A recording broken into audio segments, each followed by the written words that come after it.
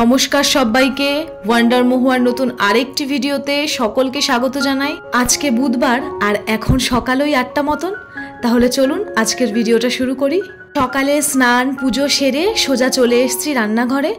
আর তুলসী মঞ্চটাও গতকাল স্থাপন করে নিয়েছিলাম, তাই গতকাল থেকেই পুজো করা শুরু করেছি।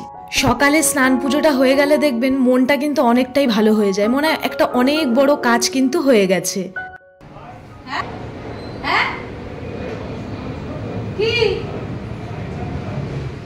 দাঁড়ান, অজয়কে একটু গাড়ির চাবিটা দিয়ে দিই, ও নিয়ে যেতে ভুলে গেছে, তাই নিচ থেকে ডাকছে, তাই ওকে চাবিটা দিয়ে দিলাম। চলুন এবার বাদবাকি যে রান্নাঘরের কাজটা আছে সেটা করি। আর যে কথাটা বলছিলাম, সকালবেলা স্নান পুজো হয়ে গেলে তো মনটা ভালো হয়েই যায়। আর তারপরে আমি যখন প্রত্যেকদিন সকালবেলা উঠে দেখি যে আমার রান্নাঘরটা একদম পরিষ্কার পরিচ্ছন্ন, তখন আমার মনটা যেন আরোই ভালো হয়ে যায়। আর এই মন ভালো করার কারণটাও হয়তো আমি, কারণ প্রত্যেক দিন রাত্রিবেলা ঘুমোতে যাওয়ার আগে আমার যতই কাজ থাকুক না কেন, যতই অলসতা লাগুক না কেন, রান্নাঘরটা আমি পরিষ্কার করে তবেই আমি ঘুমোতে যাই। সেই জন্যই হয়তো সকালবেলা আমার এতটাই ভালো লাগে। তো যাই হোক, সকালবেলা আজকে ব্রেকফাস্টটা বাইরে থেকেই আনা হয়েছে। অনেক দিন ধরে ডোডো নানপুরি খেতে চাইছে, আর সত্যি কথা বলতে আমারও একটু ইচ্ছা করছিল, তাই আজকে বাড়িতে আর টিফিনটা বানাইনি।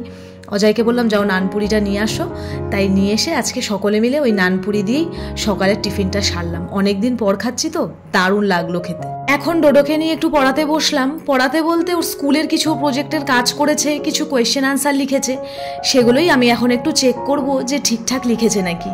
দেখতে দেখতে স্কুল খোলার সময়ও চলে এলো। হাতে গুনে আর ওই 8 থেকে 10 দিন মতন বাকি আছে। আর যেই দিন স্কুল খুলবে তার পর দিন থেকেই পরীক্ষা শুরু, তাই ওর পেছনেও আমাকে যথেষ্ট সময়টাও দিতে হচ্ছে। আমার যতই ঘরের কাজ থাকুক না কেন, আমার ভিডিও করা থাকুক না কেন, আমি ডোডোর পড়াশোনাটাকেই ফার্স্ট প্রায়োরিটি বলে মনে করি। চলুন এখন চটপট করে এই ঘরের বিছানাটা পরিষ্কার করে নিই। এই ঘরের বিছানাটা প্রত্যেক দিন আমাকে সবার শেষেই পরিষ্কার করতে হয়, কারণ ওরা দুজন তো ঘুমিয়ে থাকে, অনেক পরে ওঠে, আমি তো একটু ওদের আগেই উঠে যাই, সেই জন্য। তো আজকে দেখলাম বিছানাটা পরিষ্কার করতে গিয়ে খাটে আবার একটু ধুলো পড়েছে। এইটা তো একদম রাস্তার ধারের ঘর, তাই প্রত্যেক দিনই বলতে গেলে একটু একটু করে আমি পরিষ্কার করে দিই। তাই আজকেও দেখলাম যে একটু ধুলো পড়েছে, ভাবলাম পরিষ্কার করে দিই। অল্প থাকতে থাকতে পরিষ্কার করলে কি বলুন তো, অতটা পরে পরিশ্রম হয় না, মানে অত খাটনিও হয় না, আর জিনিসগুলোতে অত নোংরা পড়ে যায় না। আর সত্যি কথা বলতে তো ঘরে অনেক কাজ, জানেন তো, এর আগেও বলেছি, ভাড়া বাড়ির তুলনায় অনেক পরিমাণে কাজ আমার এই ফ্ল্যাটে বেড়ে গেছে। সমস্তটাই আমি নিজে হাতে সামলাই, আমার কিন্তু কোনো হেল্পিং হ্যান্ড নেই। হ্যাঁ, একটু তো কষ্ট হয়, কিন্তু কষ্টটাকে কষ্ট বলে মনে করি না, কারণ কষ্টকে যদি কষ্ট বলে মনে করবেন তাহলে দেখবেন আরোই যেন কষ্ট হয়। কিন্তু একটা জিনিস ভেবে খারাপ লাগে যে মা ভীষণ চিন্তা করে এখানে আসার পর থেকে, যে তুই এত বড় ফ্ল্যাটে এত কাজ কি করে একা সামলাবি, একটা কাউকে রেখে নে।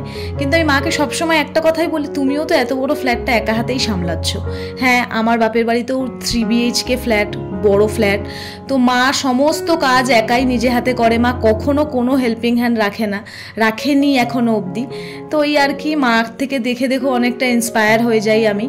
গত 2 দিন ধরে না ফ্রিজে বেশ কিছু মাছ ছিল, আমার ঘরেরও ছিল আর ক্যাটারিংয়েরও ছিল, তাই জন্য এই আইস ট্রেটা আমি বাইরে বার করে রেখে দিয়েছিলাম। আসলে এটা রাখার জায়গা হচ্ছিল না, তো ফ্রিজ খালি হয়ে গেছে। আর একটা ইলিশ মাছের মাথা ছিল, সেটাও বার করে নিয়েছি, তাই আজকে এই আইস ট্রেটাকে ভেতরে ঢুকিয়ে রেখে দিলাম।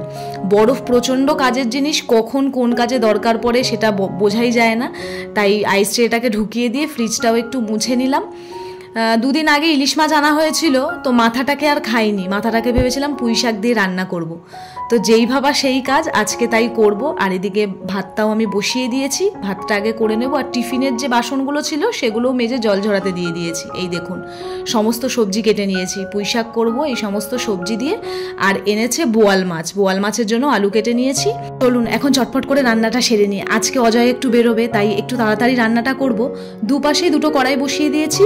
এখানে ইলিশ মাছের মাথাটা ভেজে এই কড়াতেই পুঁই শাকটা বসিয়ে দেবো, আর ওই পাশে বোয়াল মাছটা ভেজে নেব, তাহলে একটু তাড়াতাড়ি হয়ে যাবে। আর ভাতটা তো আগে হয়েই গেছে, আর প্রচণ্ড মেঘ করেছে, আর বলতে না বলতে বৃষ্টিও নেমে গেছে, তাই তাড়াতাড়ি করে ব্যালকনির দরজাটা বন্ধ করতে হবে। এত সুন্দর লাগে না, মানে বৃষ্টি নামলেই না, আমি দিনের বেলা যদি হয় এরকম ব্যালকনিতে এসে দাঁড়িয়ে থাকি, যত ক্লান্তি যত পরিশ্রম মনে হয় নিমেষেই যেন চলে যায়, খুব ভালো লাগে। আর এখনও মনে হচ্ছে কি যেন দাঁড়িয়েই থাকি, দাঁড়িয়ে দাঁড়িয়ে বৃষ্টি দেখি।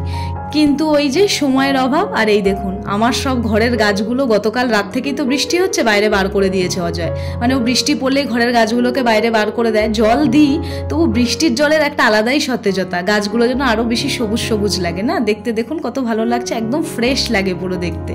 এত সুন্দর হাওয়া দিচ্ছে না, মনে হচ্ছে কি এখানেই বসে যাই, আর কোনো কাজকর্ম করব না।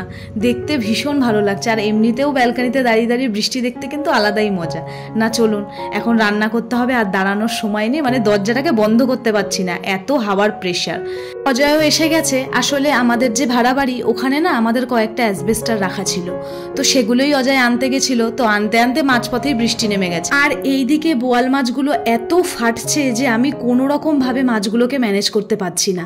আর এই কারণেই জানেন তো আমি একদম বোয়াল মাছ আনি না। খেতে ভীষণ ভালো লাগে কিন্তু ভাজতে এত ভয় করে। রান্না করার ফাঁকে ফাঁকে আবার একটুখানি নিজের কথাও ভাবতে হচ্ছে, কারণ আমাকে ডক্টর না প্রচুর পরিমাণে জল খেতে বলেছে, কারণ আমার তো খুব অ্যাসিডিটির প্রবলেম।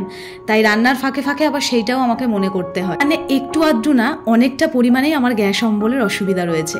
আর হঠাৎই মনে পড়লো যে এই ঘরের জানলাটা বন্ধই করিনি, কারণ অতিরিক্ত বৃষ্টি হলে না এই ঘরের জানলাটা দিয়ে আবার একটু জল আসে। আর ডোডো এই ঘরে পড়ছিল, ভাবলাম এখন একটু বিছানাটা পরিষ্কার করিনি। বাচ্চা মানুষ তো, পড়তে বসলে মানে খুব জায়গাটা আর কি নোংরা হয়।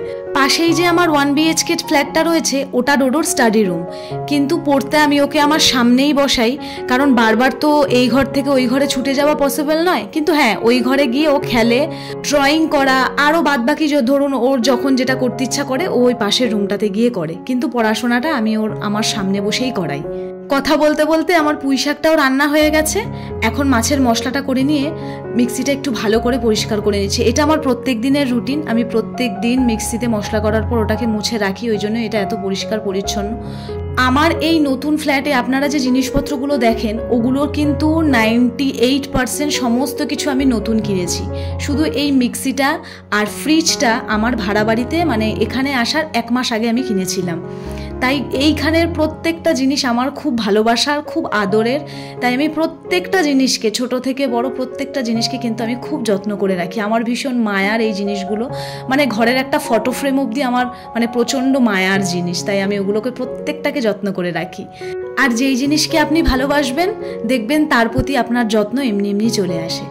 তো চলুন, রান্নাবান্না হয়ে গেছে, হয়ে আমি রান্নাঘরটাও ক্লিন করে নিচ্ছি। চিমনিটাও আমি প্রত্যেক দিনই অল্প অল্প করে পরিষ্কার করে নিই, তাহলে অতিরিক্ত তেল চিটচিটে ব্যাপারটা থাকে না। আর এমনিও আমার চিমনিটা তো নতুন, আমি 2টো সার্ভিস এখনও ফ্রি পাবো, তাই ভেবেছি দুর্গাপুজোর আগে আগে একবার আমি এটাকে একটু সার্ভিস করিয়ে নেব, মানে ক্লিন করিয়ে নেব আর কি। রান্নাঘরটা খুব ভালো করে ক্লিন করে নিয়েছি। আর এর ফাঁকে কিন্তু আমাদের সকলের লাঞ্চটাও হয়ে গেছে।